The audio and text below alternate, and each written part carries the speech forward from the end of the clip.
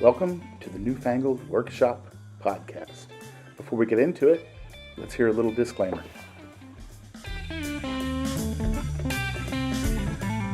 The views expressed here are those of the participants and do not reflect the views of the United States Military Academy, the United States Army, or the Department of Defense.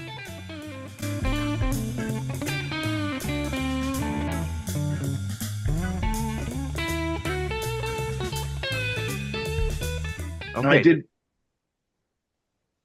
Stephen, the ball's over. Yeah, The ball's over to Led because he's hosting tonight. All right. So this is episode 15, hosted by Brother Ledley. We're going to give you a 3, 2, 1 countdown, and you can get started.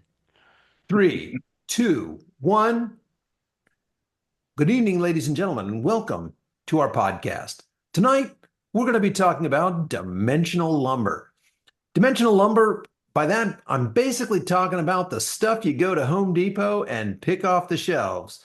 A 2x4 that just isn't 2x4. 4x6. It ain't 4x6. It's something else.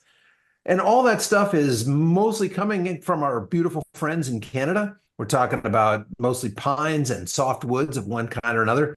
And that stuff might be plain or pressure treated. You might find it painted, or you might find it, on a pile somewhere full of hornets. Like, there's a wide variety of dimensional lumber out there. We've all encountered it. It's super inexpensive, so it's probably the least expensive woodworking material. And if you want to talk about just bulk materials, I don't know, it might be the cheapest structural material by volume, dollars per cubic foot or whatever you want to call it, of almost anything you can buy. Next to maybe foam. I guess you could call foam some kind of structural material. But in terms of building, long span trusses or a roof truss, something like that, dimensional lumber is the king. And at least here in the U.S., dimensional lumber remains, and much of Canada too, dimensional lumber remains the way that we do structural spans over our homes, over our businesses, and over a stream like the one you see behind me. So all that said, I'm going to turn it over to each of my brothers. This is a bridge behind me that recently completed out of dimensional lumber, and I'll be talking about that one. But I'll turn it over to each of my brothers to kick off their thoughts on just the philosophy of dimensional lumber. Good, bad, indifferent. Matthew, what do you think? I think it makes a beautiful fire, right? Like no, come on, you're starting there already. As a furniture guy, like 2x4s are great if you want to build like an Adirondack chair for out on your patio. If you need a little end table for, at the bottom of your swimming pool. Like there's some uses. You're talking about things that hold large loads off the ground, like your back end. Yeah. Right? Like this is useful stuff. Let's be honest, this is useful stuff. So I have lots of thoughts on that. I do want to represent for those podcast listeners who tune in on a regular basis. It has been a hot minute since we did an episode. We're really glad to be back together, getting into summer here, right? Sure. It's great to spend time with my brothers. I'll make sure I say that. I did just build a sideboard table for. Wait, you build furniture out of dimensional lumber? Well, so this furniture is very specific. It's for my patio area and meant to live outside in the rain. Right? So, like, it's going to live in a wet environment, and I expect this piece of furniture to last about 5 years, right? Qualifier. That's correct. Qualifier. Yeah. So dimensional lumber is horrible. That's why I built things out of it. No. It's great because I built it for $100. It cost me almost as much in paint as it did in wood to paint my piece of furniture that I built, and it's going to live outside for 5 years. And in 5 years' time, $20 a year, I will tear it down, take it to the local reprocessing situation, and I'll build another one. I'm gonna put a nice dinner against 5 years from now. You're gonna paint it again. I might do that, or I might just throw it away and build another one for $100. Right? The essential nature of dimensional lumber is coatings. It's a thing. So I did just get done building with some dimensional lumber. It has been on my saw. It does leave more resin on the blade. It requires more cleaning. It makes far more dust than the hardwood I'm used to working with. And one of the things I want to make sure we talk about before the dimensional lumber discussion is over is moisture content. because moisture content is a real thing. I have And a slide for that. and even if there is kiln dried, that is not what the hardwood people mean. When they say kiln dried, they mean down to like a 6 or an 8 or maybe a 10% moisture level. The kiln dried people at the big store mean it went into a kiln and it came out. We make no certifications about what any of the moisture content is. It's just kiln dried because we put it in a kiln for at least half an hour. Can I ask you a question, Matthew? You Do can. you own a moisture meter, a lumber moisture meter? I do. It's my arms, and what I do is I pick up the piece of wood, and I can Oh, say, come how on. how heavy is this piece of pine? No. You're now talking about cooking chicken breasts without the meat thermometer. You need the meat Now, thermometer to cook if you're going to be serious about dimensional lumber, you need a moisture meter. so the hardwood that I'm used to using comes off the kiln. I know that it's good moisture content. When I bring it How do you home, know? I don't have to care because How do you know? I buy it from a reputable dealer. Reputable No, dealer. no, Yeah, but you just said that. Why does dimensional lumber come from an irreputable dealer? Because I pick the piece of wood up and I can see how much it weighs in my hand, and then 3 months later I pick it up again and it weighs half. Yeah. Or Have you ever put a I screw in would a say piece of that dimensional lumber, got shot in the eye with water? I have. Sorry, the Steve. Go ahead. dimensional lumber sellers do have a reputation. Don't say they're not reputable. Yeah, correct. There is indeed a reputation at the big box store to sell you the wood that they cut down 3 days ago, put on a truck, and is now sitting in the lumber yard ready for Well, you to buy. you missed part of the process, Matt. Part of the process is to leave it out in the backyard or the alley when it rains for about 2 or 3 weeks, then put So, it into the store. so I will share with you that part of my process is having a Klein Tools moisture meter. That having something, because Matthew, you're exactly right. That dimensional lumber without a moisture meter, you're rolling the dice. You really do have to check it, and especially if it's pressure treated material. The bridge that you see behind me has not yet been finished. The reason we haven't finished it yet, which we will finish it with probably some like the Australian timber oil or something, some penetrating oil. And Cabots or something. right, but there's no way I'm treating it until the moisture content's below 17%. Right. So I'm waiting really for August to be complete. And then I'm going to go out and check the whole bridge and I'll finish those parts which are ready to receive finish. Dimensional lumber, it could not be more important exactly how you treat it. And especially when it's pressure treated, they have literally forced liquid into the material, with high pressure. And that liquid, you got to let it condition before you seal it all in. We got to give Stephen his chance to introduce. Stephen, what's your thoughts on dimensional lumber? What's your opening statement on dimensional lumber? Good for prototyping, Yeah. maybe. Wow. So- Wow. Like you're not building any, the house you live in is built out of dimensional lumber. Yeah, that's my first thought as a hobbyist, as a person making things around the house or maybe around the shop or something like that. If I'm going to prototype something, I probably want to just use the most accessible, easy to buy down the street, inexpensive piece of wood. Prototyping is underrated, because a lot of people go straight from, sketches to the walnut or something like that, right? When they're building something, and maybe an experienced woodworker like Matt could get away with that, but building up prototypes is good as well. The other thing is, from a CNC perspective, it's different than your hardwoods, right? If you to be like a pine or something. So I had one project where I was trying to use a fourth axis or a rotary with a CNC, right? So it grabs both ends of the board and it spins it like a baseball bat or a rolling pin, right? And then you cut at certain lengths. I ran into a lot of problems with that because the 2x4 you get at Lowe's or Menards would as it spun, it actually changed shape when you hit it with a router, a computer controlled router.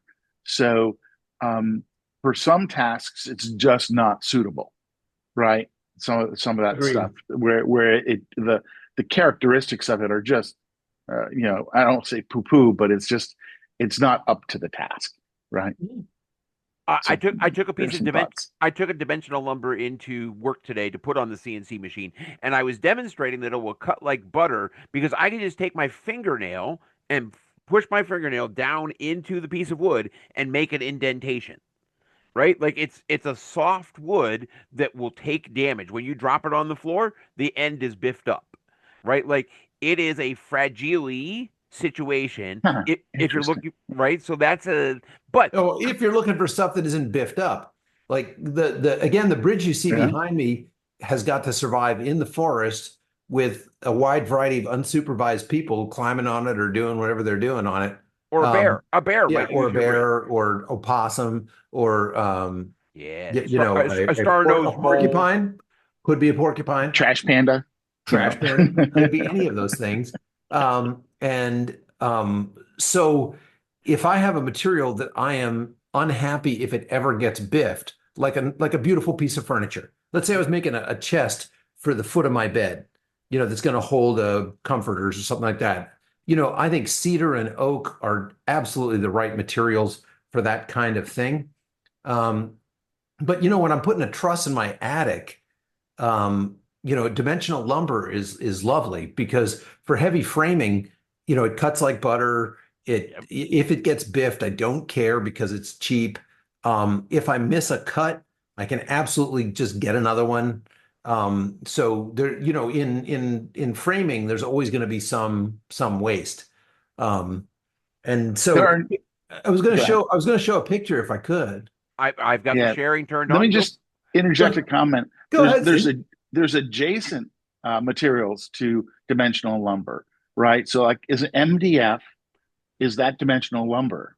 Is Oh no, Trex MDF is just that's the devil's tool. That's and then there's also the Trex or the composite, plastic wood, if you will. And then there's also, your truss thing makes me think about the engineered wood. So yep. sometimes there's a several ply I-beam type truss that I've seen used in You're talking about construction. glulam. We use Yeah. glulam a fair amount for long spans because I can buy a piece of glulam. Now, a piece of glulam is built up dimensional lumber, but I can buy a piece of Mhm. glulam that's 8 inches wide by 21 inches deep by 40 feet long. I can buy that piece of timber. Yeah. Wait. And For the uninitiated, you're talking about a header. No, I'm talking about actually the main beam for one of the bridges that we put in Fonistock State Park. Yeah. That beam probably weighed 850 pounds, and it's a built-up piece of lumber. If I was in jolly old England and I was building a cathedral in 1350, maybe I could go find an oak like that and cut that piece, but that's not the reality anymore. Unless you're Oxford and you have done what is the old apocryphal story that they have a whole forest of these oak beams that they planted so that when they needed one to replace the one 200 years later, there'd be an oak that they could cut and get this beam out of. I love Hmm. that story. Whether it's true or not, I don't know. But those kinds of Yeah. things, if you want a piece of timber like that these days, it's almost always glulam, and that's dimensional lumber that's been built up out of glued up pieces. I like glulam. I think it's a wonderful material. What was your slide? I'm sorry, I interrupted. You want to see the So slide? Okay. yeah, So let me see if I can share my screen. Okay, now here's the portion where we get to watch Led use the technology. This is excellent. always one of the favorite portions. If you're playing along Wait, with the I think Look I pod, at did how good. smooth. You He's got it pretty right now there? it's smooth there. good. Yeah, but that's the wrong slide. Well, I haven't seen any slide. There's Oh a no, that's not slide. right. Oh yeah, here's what I wanted to show you. That is not dimensional wood. No. So, so what you're seeing here is, all the materials kind of working together. Um, you've got steel, you got dimensional lumber, you got concrete, and you've got a piece of oak that I was very fortunate to work with. So the Palisades Interstates Park Commission cut us some pieces of oak that were a true 2 by 15 foot long. Those were about 170 pounds a piece, and we dragged those way out into the woods on the Appalachian Trail. And that's the one that you see that's a Faulkner bit on the end of that Yeah. drill. Mhm. And we Mhm. Faulknered that out. Thank you, by the way, Matthew, for that advice. Matthew gave some great advice about the shrinkage of that piece. That piece came to us at probably a moisture content over 30%. We'll be waiting a couple of years before we treat that. So that piece of timber, I painted the back of it, right? When I say I mean the cadets. So my students painted the back of that because we're not going to be able. It's mounted there, so it's a facade board on top of the piece of steel. And so we painted the back of it so that it wouldn't take on additional moisture or rot over time. But the exposed portion, which is supposed to look all rustic and fool people into thinking it's a wooden bridge, which it is not. It's a steel bridge, galvanized steel bridge. Um, Hmm. that's the part that's right. And you can see my cursor proven by previous tests right here, right? That's this big piece right here. But Mhm. then the rest of this is all dimensional, like, Home Depot style pressure treated lumber. Um, and the decking will go on top of these nailers that you see right here. And here's some of the posts getting ready to get mounted. And that's all pressure treated dimensional lumber. You can see there we are screwing some of that together. It's really great stuff for getting out in the field because I don't need very fancy tools to work on. I need a drill. I need an impact driver. And I was actually, most of this got cut with a battery powered saw. We did drag a gigantic like 12-inch blade chop saw out there for a couple of days to do the heavy work. And we did do some of that, but that was running on a generator. But the vast majority of the work's done with like, a 6-inch Home Depot style battery powered saw, which I love about dimensional lumber. Um, Yeah. Can you eh, expand on one topic there, Dr. Kowalski? yeah. Thank you, No, Stephen. the uh, you said true 2 by 15. Could you explain for our listeners what that means? Yeah, so that means the dimensions were actually 2 inches by 15 inches. So I didn't have to pay for the kerf on this piece. When you buy most dimensional lumber, if it says 2 by 4, it's an inch and a half by 3.5 inches because I had to pay a quarter inch on all surfaces for the saw blade that cut the piece of lumber. And so, a true 2 by 4 is very rare, hard to find.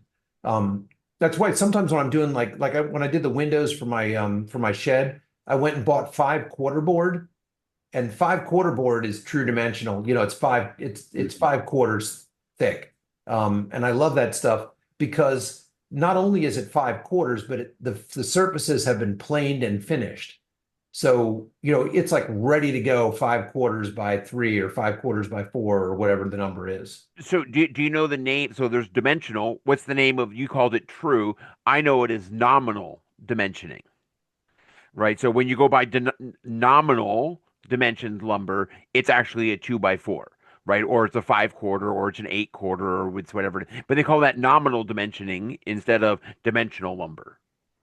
Yeah, so nominal dimensions, it is really important when you're buying this kind of wood to know Yep. exactly what the actual size is before you bring it into your shop, because different sawmills have different standards. And this piece of board that you see Ted Badea sitting on there, that board was actually sawed in the sawmill that's owned by the Parks Commission. And they had a couple of trees that came over during a big storm, and they cut these out of those trees. So that board came out of a tree that was harvested not more than about a half a mile from that site, which I think is really neat.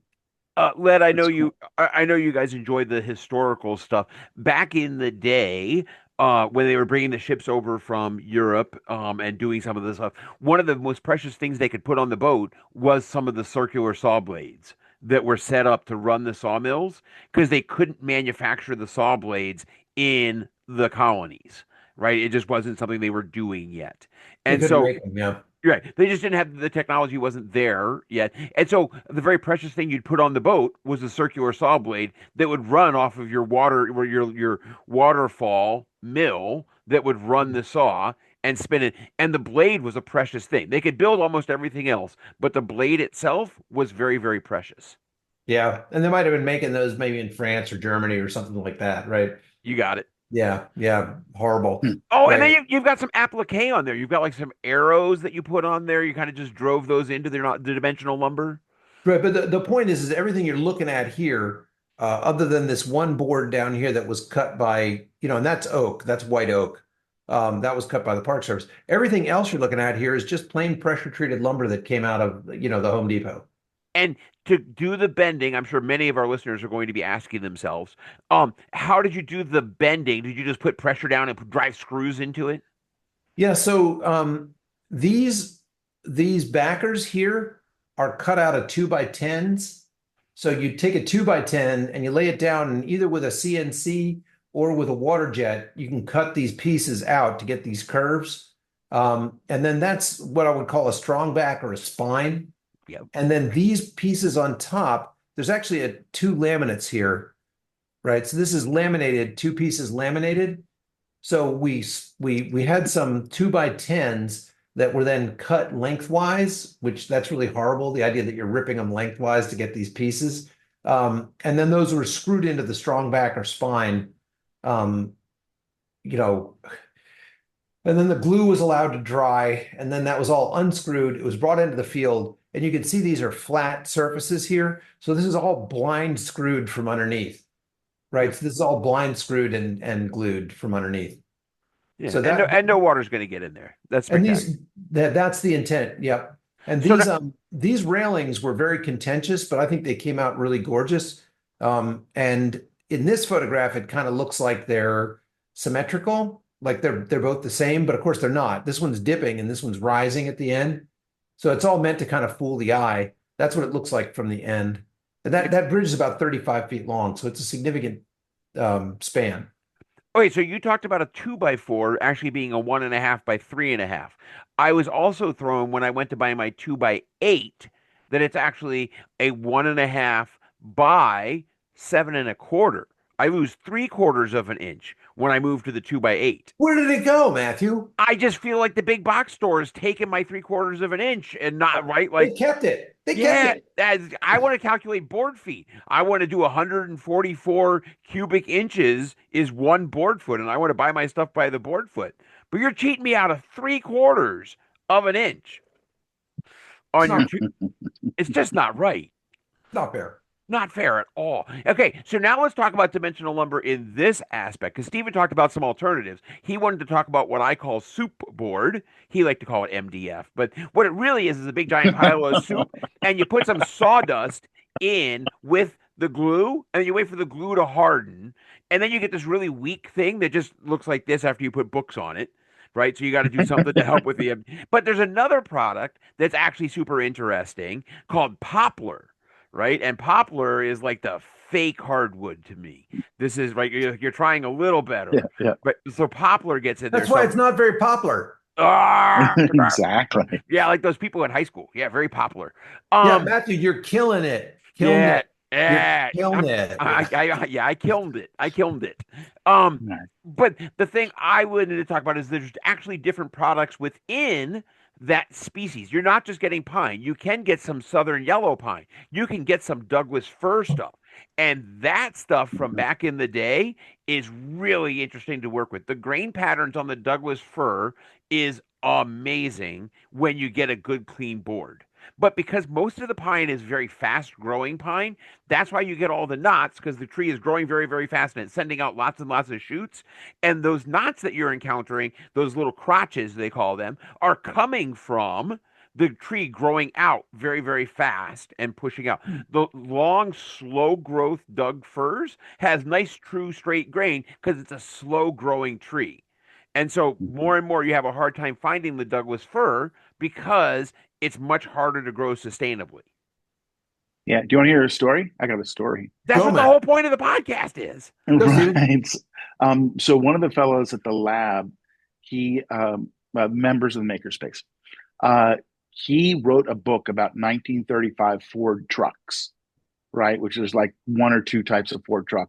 It's a 230 page, very accurate historically about how the truck was built. And he has a restoration project of one of these trucks, and uh, he's going to excruciating detail to make sure it looks like the original. Spending, a quart of paint for this thing's $300 or something like that, right? Because that's what auto paint costs and stuff. But the floorboards he did with the 3/4 Douglas fir plywood, right? And it's nice stuff, and it's just for a 2 foot by 4 foot section of it, stock. He's paying $50 a sheet or something like that, right? So it's premium. It's a premium plywood, but it looks great. Looks great. Yeah, wood density has everything to do with its strength, right? And so if he's found a really nice piece of Doug fir plywood, that stuff can be pretty heavy. Oh And yeah. so that's why Matthew's test of the weight of the piece is not really correct, because depending on the rate of growth, you could get a different density of the same species of wood. So you could be looking at two pieces of whatever you want to call it, some kind of pine, and you could be looking at the exact same species and have a very different density at the same moisture content, Matthew. So just because one's heavier doesn't mean it's wetter. It might mean that it's just denser. That might be the happier piece of wood. It might be better. So what you want to do, if you want to do it correctly, what you want to do is get all the lumber for your project from the same tree.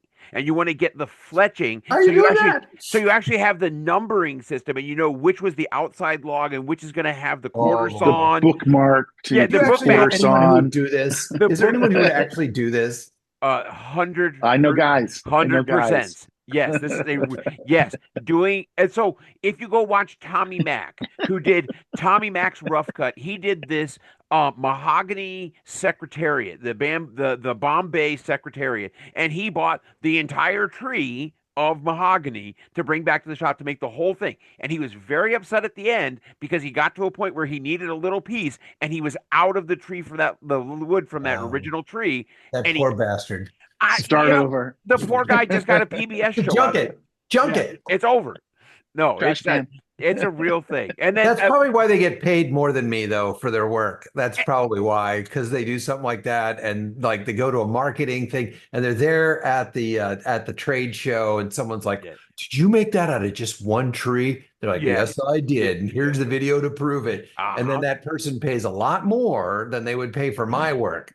So what they do is there's It's the this providence. It's the providence of the tree. Providence. It's Yeah. all about providence. so the whole idea here is there's these people called gatekeepers, and the gatekeepers are going to tell Is that a you heritage tomato that you made that salad with? now. Led will tell you if enough time is spent around Led, he will tell you about his neighbor who wrote the $64 tomato, right? Yeah, Like, that was in my town. Yeah, yeah, it's that true. was that was a guy. So you want to talk about construction level lumber. There's all kinds of interesting stuff, but if you can get your hands on it, Southern Yellow Pine or Douglas Fir are both exceptionally interesting to work with, better than your big box store cut down 2 weeks ago and still very wet. And if you want to use it for structural purposes, you got to check the grade.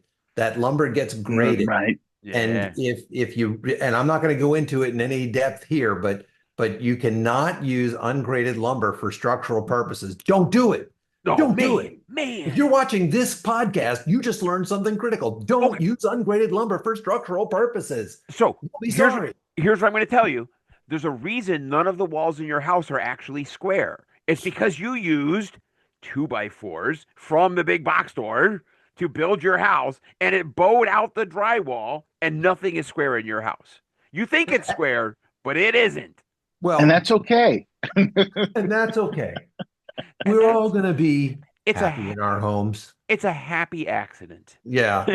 I will tell you that if in terms of dimensional lumber, if anyone ever says to me they really knew how to build them back then, again, I will lose my mind, because the truth is, yes, they knew how to build them back then without using any code and using as little lumber as possible. Like when I owned a place in upstate New York where we live, well, we're upstate-ish, and it was a very old house. And each of the sticks of lumber in a certain section of the house had been made by a person who had to saw down the tree and then use a thing called an adze and square the lumber up.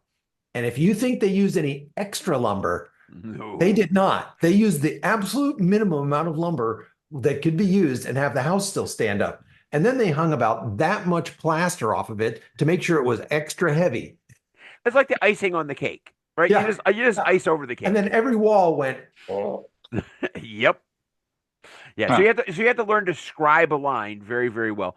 Led, do you think that plywood counts as dimensional lumber? No. Okay. Yes. You No, can yeah. find it at Home Depot, so yes. But is So it dimensional lumber? No. Plywood's a totally different animal. It's got glue in it. so what about MDF? So can I get MDF in dimensional MDF size? MDF should be used to sheathe houses, and that's it. If you're using MDF for anything except sheathing a house, you Well, so just that's you, oriented strand board. you have to walk the plank, and the plank you're walking should be made out of MDF, and it's going to break halfway out and drop you in the sharks. That's what's going to happen with the MDF. Don't make the wet plank you're walking out of MDF. so That isn't stuff is just so nasty. Have you ever picked it up after it's gotten rained on? it's awesome. Sure. No, it's Sure. ruined. Yeah, it's like yeah. Yeah. People use it for I've everything lasered it. though, because it's so I cheap. I use the shoot, what do you call it? The eighth inch or quarter inch, no, eighth inch MDF. What do you call that? That's the you lay it Ti- down and you roll boxes over it, right? tissue Um, paper, The stuff you mean the stuff that you use for like floor protection or yeah. I've used masonite. some of You're that masonite. masonite. That's the common that term. is a nasty material. Masonite. Yeah, It's built yeah, up yeah. paper, is what it is. Now, I'm going to put you guys on the spot Yeah. because you guys, I tend to You be the laser little, it? Wait, Steven, I want to get the rest of Steven's story. What did you laser the masonite? What'd you do? Yeah, so I built some small like boxes for shelves by making box cuts with laser out of masonite. It smells like crap. All Oh, right, I wouldn't do it at my house. I do it at somebody else's house. Right? any fires? Not yet, but just a no, matter of there's too much formaldehyde in the masonite for it to catch on fire. Yeah, yeah. time. Perfect. So I'm going to put you on the spot. I'm the little brother on the show, right? And so I take a lot of gruff from you guys for being, Oh, not quite as schooled.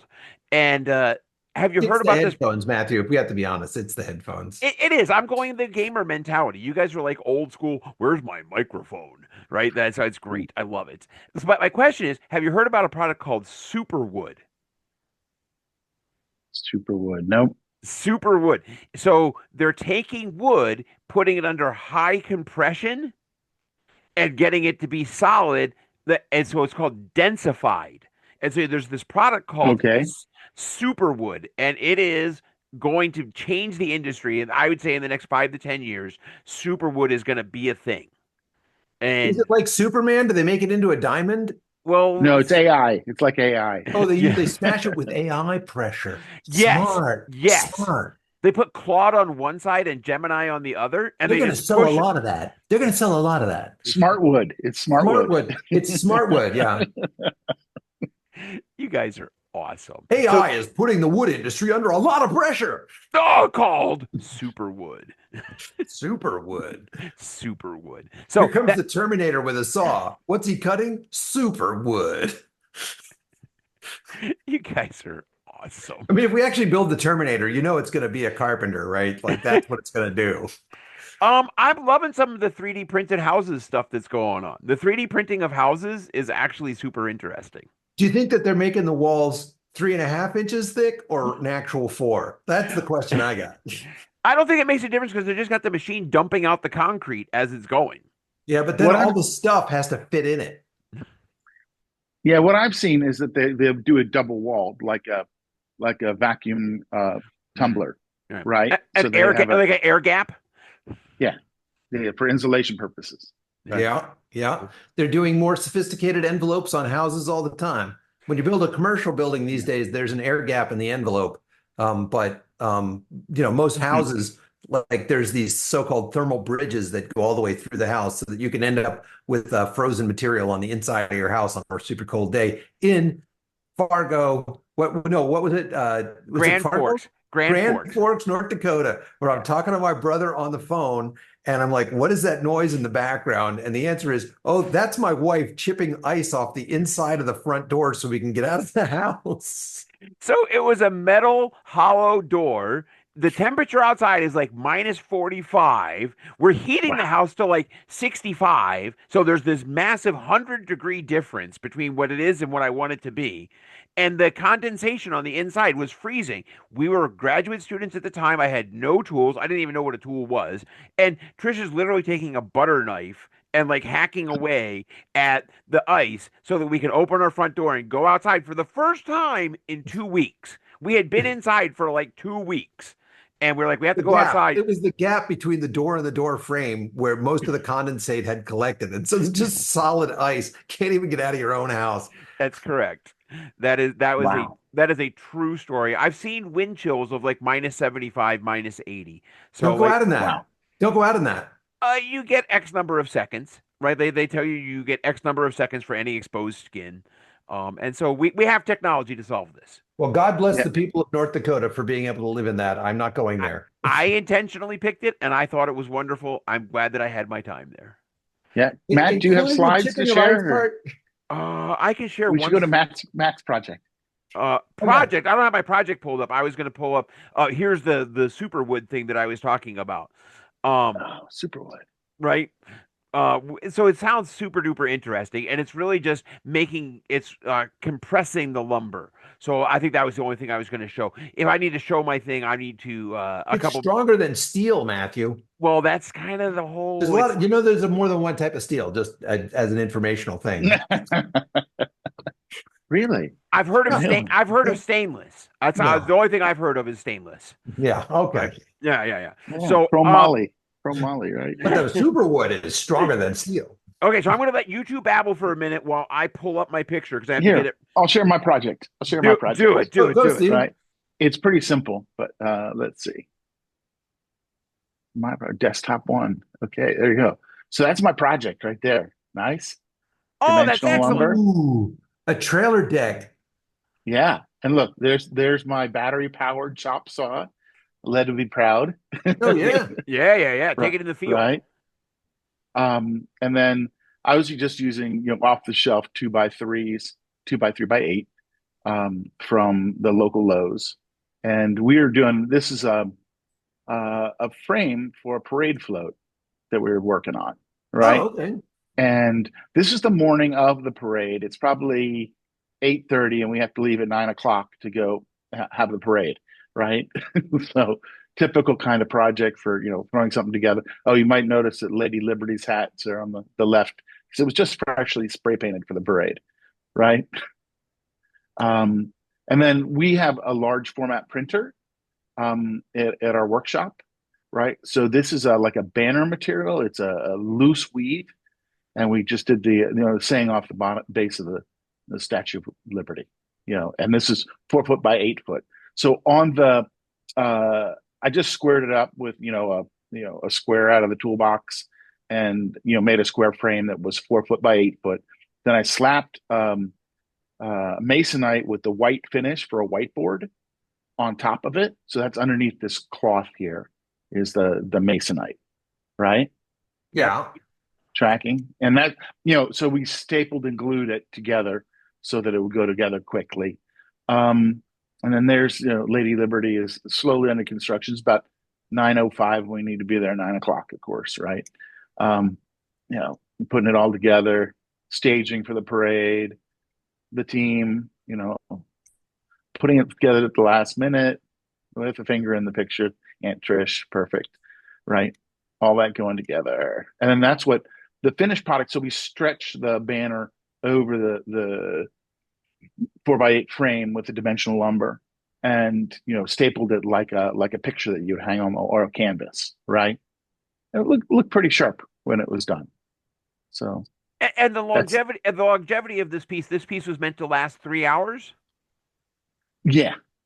I mean, so this was 10 o'clock by this time, and then the parade was over by 1. Yeah. And then And then what happened to the float? it's sitting, so everything's kind of sitting in storage at the community workshop, right at the makerspace. Yep. Perfect. And then I'm probably going to try to take one of them.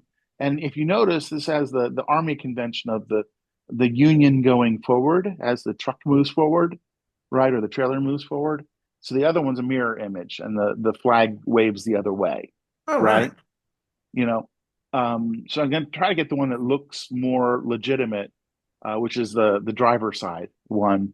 And I want to put it up in the shop somewhere. And then we've got plenty of wall space to hang artwork. So Nice. Yeah, that's showing off the previous work product is a big part of the makerspace, I think. Oh, yeah. Oh yeah, or perhaps your faculty office. Yeah, exactly. I can ship Yeah. one up there, guys. I mean, I can bring it to the beach and then you can take it home with you. Yeah. No, no, no, no, no, no, no. All right. So let's You go to could, the talk. Oh, go ahead, please. yeah. Speaking of that, how's the SEAC going? Oh Good? God, yeah. Oh, no, no, smile. It's good. We're, Smile, you're representing. we're within a year of delivery, so Oh, Yeah. wow. gonna be called Gothel's Hall. It's gonna be awesome. That's Awesome. awesome. Yeah, Excellent. Awesome. Excellent. George Awesome. Washington Goethals built the Panama Canal, which was a big feat. He was a Oh, West Point grad, so it's gonna be awesome. nice. Congratulations on that. Yeah, good stuff. All right. So, Oh, nice. so this is the dimensional lumber thing that I built. And I made a couple of mistakes when I built it. And so this is Can you try the, to guess? sure, that'd be great. Um, I don't see a lot of shear stiffeners in here. Yeah. Yeah, no, So it's that going to was, rack. It's going to rack a little bit. That's what I would think. It'd be a little Yeah. unstable left to right here. so I put these stabilizers underneath here to keep the tabletop true. So I do have stabilizers underneath there. Hmm. Which is good. The mistake that I made was I built this 12-foot long, right? And when you build out of construction lumber, it's a little heavier. This table now requires probably three people to move successfully. I built it a little oversized, so it's 2.5 feet wide by 12 feet long, and that was a little much. But it ended up landing. This is the landing spot. It landed up against the house here. It's going to be the sideboard for when we have people over. You can be able to Hmm. put your crock pot there or your You can put a lot of casserole on that thing. that is the whole a lot of hot dish. Hot dish is going to Oh, go. sorry. Yeah, Sorry. yeah. Hot dish is what's going to go on there. But And you a can cool chest. and Yeah. you can also see I made the other mistake is more visible in this view here now that I've circled in. I don't know if you can see my cursor or not, but there's another challenge here. See if either of you notice it. You were unable to paint the legs. Well, the legs got a little abused when I dragged it around. I tried to move it by myself, and there's some touch up that needs to happen. That's a true story. But you didn't paint the legs? I painted the legs. The legs are painted a cream color. Oh, okay. So the legs are painted a cream color. Okay. Look, Is the tabletop level? the tabletop is level. The tabletop is actually pretty decent for the level. And is the ground level as well? Or did you No, have to do some leveling? the concrete's off a little bit, and I didn't really care, but it's level enough that nothing's going to run off of it. Um, Okay. Gotcha. Matthew, it doesn't look like your bay sizes are equal. that's the whole like I got so I notched out. If you look at the previous picture, I notched out these legs to go over the boards here, right? So they're notched out, and then slid. And I was so excited that I had gotten the fit like a piece of furniture, right? Like I'm off by 128th of an inch, maybe, for what needs to go there. And I was so excited. I was like, You're not cool. thinking dimensional lumber when you're talking about fits like that. Are you within an eighth of an inch? Yes or no? Or that's something you need to know. No, I'm 128th of an inch. And so I was just so excited that I drilled the whole thing together. Right. And then I got away and I stepped back and I looked, and the bay sizes are 100% not. Well, that's intentional, Matthew. You're doing something artistic It there. adds character. Adds Yeah. Yeah. character. Yeah, so Yeah. I'm saying it's for a big cooler to go on this side and a little cooler to go on this side is what I was thinking. So anyway, Yeah. that's my dimensional lumber project. If it lasts 5 years, I'm going to be super happy. I may repaint it in 5 years. I may do something else with it. I don't know. You could have different sized buddies taking a nap at the barbecue I could, underneath there, right? yeah, yeah. One tall buddy, one short buddy. Like you're actually helping out your buddies. But if I was to do this project again, instead of building one 12-foot table, I would build two 6-foot tables, or I would build two 8-foot tables, because I can't put this on a trailer. Like getting a buddy with a pickup truck that's going to be able to Why are haul. you putting your table on a trailer? Well, in case it wants to go somewhere, right? Maybe Don't you think that the people you're going to go visit with have a table? the other thing for dimensional lumber. If you're going to build this kind of project, I want to make sure we use the words in this podcast. Give it time to acclimate. You would like for it to acclimate to your shop before driving a screw into it. You So mean use a moisture meter? no, I mean, when you get it home from the big orange store or the big blue store or the big yellow store or the big green store, when you get it home, you should let it sit for X amount of time so it can acclimate to your shop. So it's used to the humidity levels in your shop, it's used to the environment. You should not, on the day you bring it It's not. home, It's not a puppy. It's not a puppy. It's not acclimate. That's If what you they bring call in it. two pieces, if you bring in It's not two like pieces and one piece hardwood, is at you know, 30% and one piece is at 22%, they're not going to acclimate. No, they is do. that It like stabilizes. hardwood flooring where they say, hey, it's got to be at your house for 72 hours before That's we nail it to the floor? Well, that is I think that's a super good idea, but a hardwood is coming out of hardwood flooring is coming out of the factory at all the same moisture content. I mean, like really close to the same moisture content. The stuff Matthew's getting at the home at the big box store isn't even close to the same moisture content coming off the floor. It's not. okay. So we've trashed the big box stores. I want to make sure I'm super clear. I was actually really impressed by the quality of lumber that I got from the big box store here in Winona. The quality of the wood, I was expecting to get a bunch of popsicle sticks and a bunch of Twizzlers, and Nope. it was actually really, really good. I was actually happy to work with this lumber. It was better than anticipated, is what I will say. Yeah. But, Not but select. Not select. Have you ever no, bought like just buy you just bought it like you bought it and they brought it to you and they just dropped whatever it was in your driveway? that's the worst. Yep. Well, it's supposed to be the worst, but I've actually had very good experience. Like the wood you see behind my shoulder here, that's what we're talking about. Like that's just straight off the floor in bulk.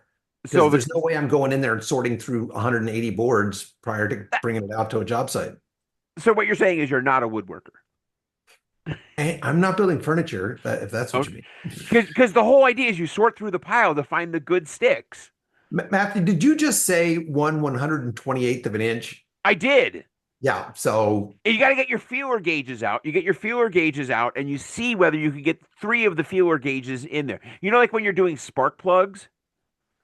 Do you know spark plugs and you have to have the gap and you have to get the right Yeah, gap? Yeah. Or if you're putting your saw stop blade on, you're supposed to make sure that the cartridge rides exactly 1/16th of an inch away from the blade or whatever the measurement is. And so they give you this little feeler guy. Is your cartridge close to the blade correctly? oh, and in the year 2025, I almost completed one drawer of my dresser.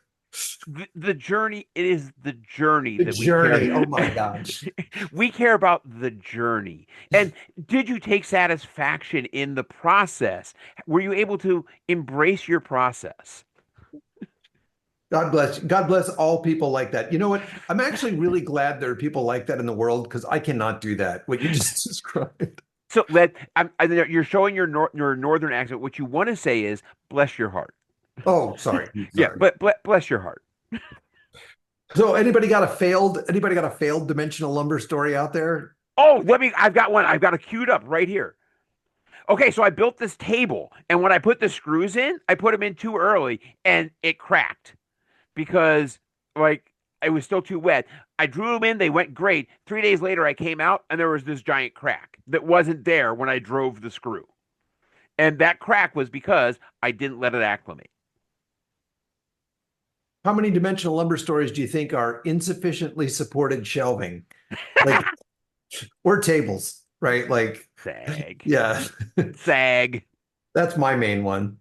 All right, brothers, this has been Yeah, spectacular. wait, I want to see if Steven's got a failed dimensional lumber story. Other than timing, I did hear a timing. No, I'm going to prompt Steven. hang on. He's going to say deck. No, so I have a project. I can't quite find it, but anyhow, let me see if I can find it here. I'm going to share another project too here, which is a pretty cool one. This is my youngest son's Eagle project. He did some tables and